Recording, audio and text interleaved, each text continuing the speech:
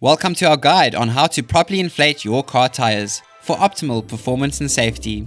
Now, although many gas stations have digital tire pressure gauges built into them, it's a good idea to have your own. You can pick one up from your local auto parts store or online from places like takealot.com. We picked this one up from takealot.com for only $150. Now, locate the recommended tire pressure by reading the information found on either the driver's door jamb sticker, the sticker under your fuel cap, or the vehicle owner's manual book.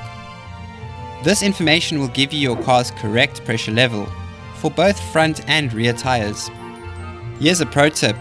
It's better to check the pressure when the tires are cold, because this provides a more accurate reading. Now, head to the nearest gas station or use your own pressure gauge to check the pressure in each tire. Simply remove the valve cap, attach the air hose to the valve stem, and read the pressure level on the gauge display. If the pressure is too low, add air until it reaches your vehicle's recommended level. If the pressure is too high, release the air until it reaches the recommended level.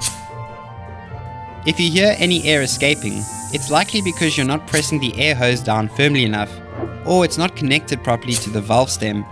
If you don't know how to use the station's inflation machine, ask one of their friendly staff members to help you.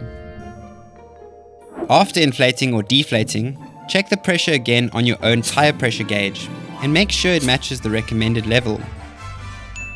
And lastly, make sure you inspect your tires for any signs of damage or wear regularly. If you notice your tires are looking smooth or have any defects, have them replaced as soon as you possibly can.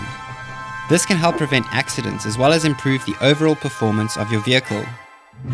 By following these simple steps, you can ensure your tires are in good working condition and your car is safe to drive.